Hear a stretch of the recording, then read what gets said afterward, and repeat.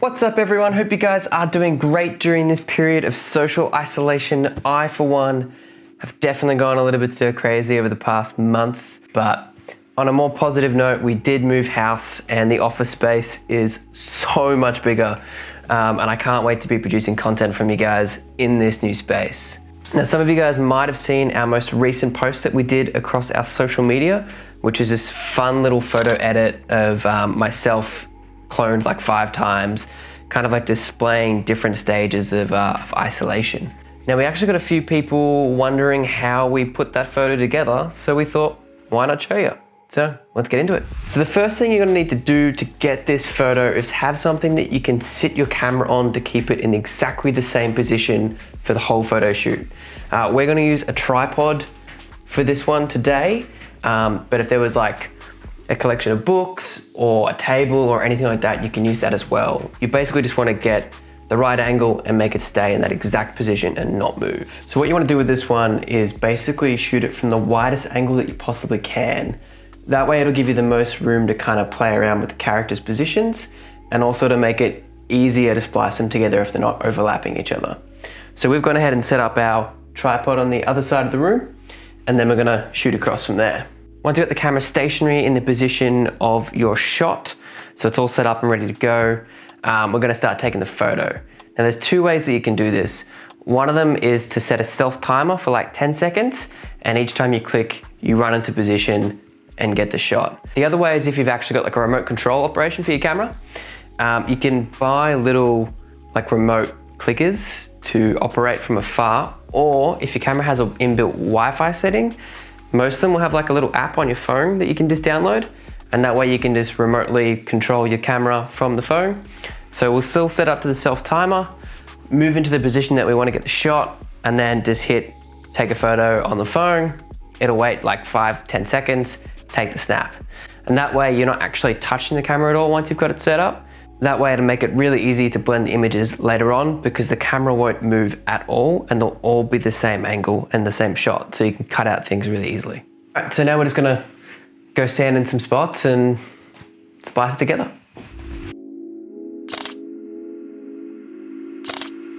So now that you've got all the shots that you need, we just gotta head over to the computer and splice them together.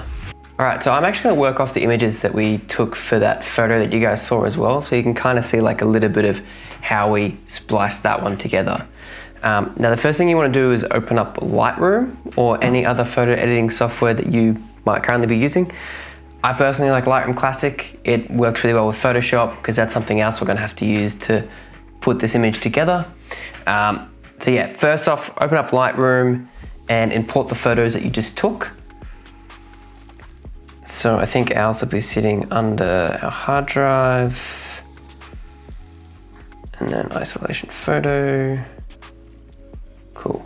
So we got a bunch of photos there that we took, and we're just gonna go ahead and import them all in.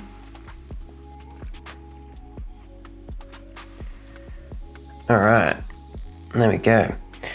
So I'm just gonna find one image that I like here, and let's use this one as well, these 2. So I'm just gonna press 5 to give them a star rating of 5, just so I can really easily sort through this. And go rated. So there's the 2. So these are the 2 images that I'm gonna piece together to kind of look like the one image. All right. So I'm gonna actually just grab the first image from the pile and go edit in Adobe Photoshop 2020. So what that's gonna do is it's gonna open up that photo in Photoshop, and it'll be nice and easy. It's already there, so we continue working on it. Cool. So now we've got our image that we're gonna work off in Photoshop, and I'm gonna come back into my hard drive. I'm actually gonna find that other image that I wanted to splice in. Here it is. And I'm just gonna drag that on top. Okay.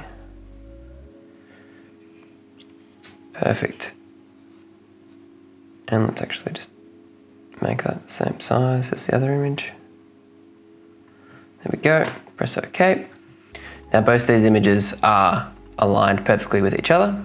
So the first thing you want to do is, with this one, is you want to convert everything to a layer that you can actually edit. Because if you bring in another image, it comes in as a rasterized layer and you can't actually like cut it out or do anything to it. So just there, we converted the background into a layer, and that one we use the option of rasterized layer, which essentially just creates it into an image that you can edit. Now what we want to do here is we click on the image that we want to actually cut me out of, and let's just drop the occupancy of it a little bit. So you can kind of see there, that's where the two images are going to overlap. And it doesn't look like there's much lighting change in this dark shadowy area, so this one will be pretty easy to splice together. So what we're going to do is just change our display and just zoom in a bunch, 300. And then just scroll across to where you can see me lying on the ground. I'm just going to come up to here and grab the lasso tool, and then just start cutting myself out of the image. Start with this part here, and we'll just...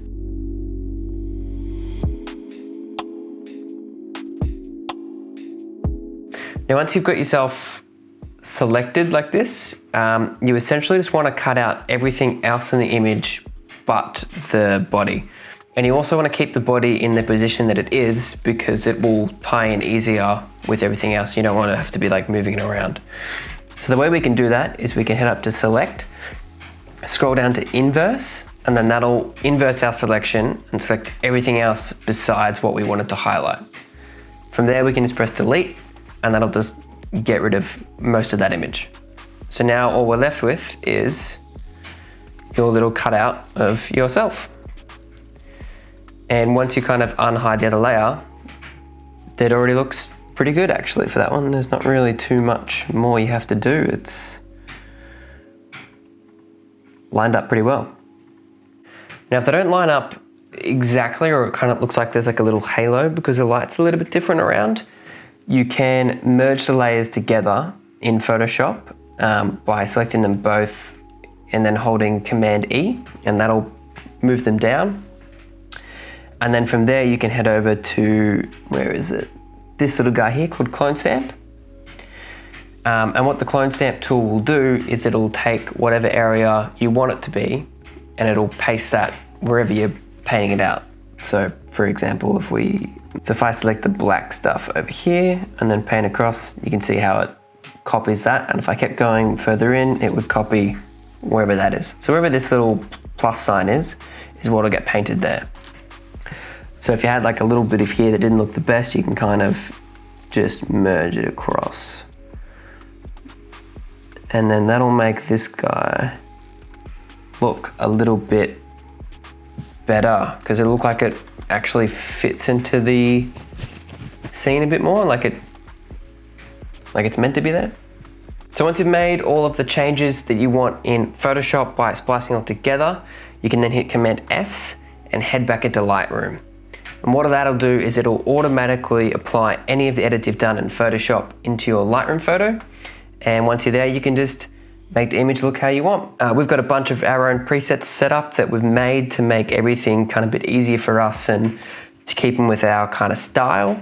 So we're just going to chuck the punchy colors onto this image, and we can obviously just change the temperature sliders a little bit here to kind of make it work a little bit better.